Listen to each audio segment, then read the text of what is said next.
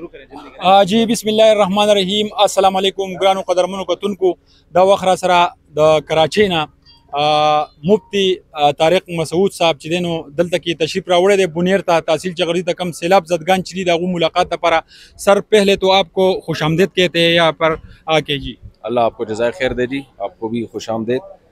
तो यहाँ बुनेर के सुना था कि सबसे ज़्यादा तबाही यहाँ फैली है जी सर।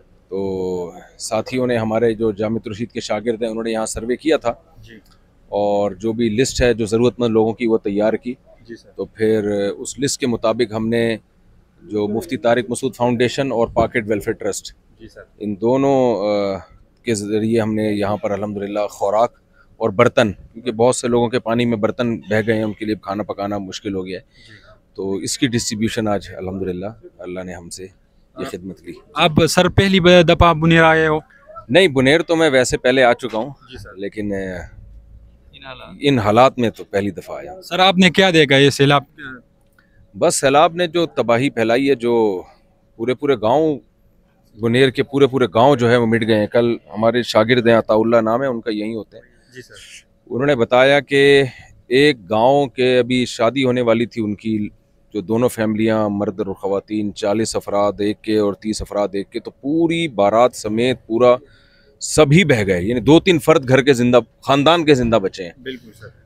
और मुझे उन्होंने बताया कि आप अभी जिन इलाकों के सर्वे करेंगे उन इलाकों में आपको लगेगा कि ये तो खाली मैदान है, ये हमें यहाँ क्यों भेजा है, तो वो खाली मैदान हो गए हैं, वो पूरे गाँव सफ़ा हस्ती से मिट गए।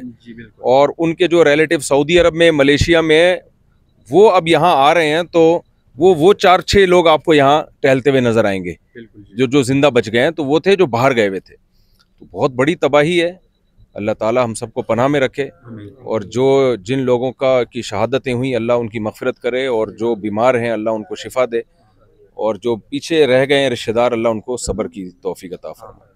आवाम को क्या पैगाम देना चाहोगे कि क्या कैसे अमल करे कि इस तरह तूफान ना आए हम पे? देखिए, पहली बात तो ये, आवाम को थोड़ा सा हुकूमत पे भी दबाव डालना चाहिए। ये पहली दफ़ा नहीं हुआ, 2022 में भी आपको पता है सैलाब आया था, अगरचे उसकी नौइयत इतनी ख़तरनाक नहीं थी, लेकिन उसमें संभल जाना चाहिए था। जी सर। हुकूमत को पहले से प्लान कर लेना चाहिए था। ये सैलाब पूरी दुनिया में आते हैं, अमेरिका में भी, कनाडा में भी, यूके में भी, पूरी दुनिया में उन्होंने पहले से इंतज़ाम किया हुआ होता है कि अगर, यानी वहाँ ये मैनेजमेंट होती है, वो देखते हैं 300 साल पहले आया था, तो उस हिसाब से वो देखते हैं हिस्ट्री में सबसे बड़ा सैलाब कब आया, उस हिसाब से मैनेजमेंट करते हैं। हमारे यहाँ गवर्नमेंट लेवल पर ऐसी कोई मैनेजमेंट नहीं है। दूसरा, आवाम को भी ख्याल करना चाहिए कि दरिया के करीब घर ना बनाए, ना रिहायशी होटल बनाए, ना घर बनाए। ठीक है, गुर्बत है, लोगों से हमने यहाँ पूछा, लोग कहते हैं भाई गुर्बत है, वो कहाँ, उनको कहाँ प्रॉपर्टी मिलेगी, कहाँ प्लॉट मिलेगा उनको, तो वो बेचारे जहाँ जगह मिलती है वहीं बस जाते हैं। तो वो ठीक है, लेकिन जान सबसे पहले है। तो लोग ये देख रहे होते हैं 10 साल से लोग रह रहे हैं, यहाँ कुछ नहीं हुआ तो चलो हम भी घर बना लेते हैं। भाई सैलाब तो 100 साल के बाद भी आ सकता है, 50 साल के भी आ सकता है। तो इसलिए लोगों को भी थोड़ा एहतियात करनी चाहिए कि दरख्त ना काटें। हाँ, एक अहम तरीन बात है, लैंड स्लाइडिंग से बहुत से लोग हलाक हुए हैं। दरख्त काटने से पहाड़ कच्चे हो जाते हैं, जी सर। लैंड स्लाइडिंग होती है, इन्वायरमेंट पूरा चेंज हो जाता है। लेकिन ये भी लोग नहीं काट रहे, ये भी मेरा ख्याल है गवर्नमेंट ही इन्वॉल्व होती है इसमें, और वज़रा जो वज़ीर जंगल है वही मेरा ख्याल है, जो जहाँ तक हमें मालूम आता है सबसे ज़्यादा इन्वॉल्वमेंट उसी की होती है। यानी जिसने जंगलों को बचाना चाहिए वही जंगल के लिए सबसे बड़ा ख़तरा होता है। तो दरख्त कट रहे हैं बहुत तेज़ी के साथ, उससे माहौल चेंज हो रहा है, और उससे पहाड़ ख़राब हो रहे हैं, पहाड़ फिसल जाते हैं, गिर जाते हैं। अल्लाह का निज़ाम है, अल्लाह के निज़ाम से नहीं लड़ना चाहिए। बिल्कुल जी सर, बहुत शुक्रिया, थैंक यू।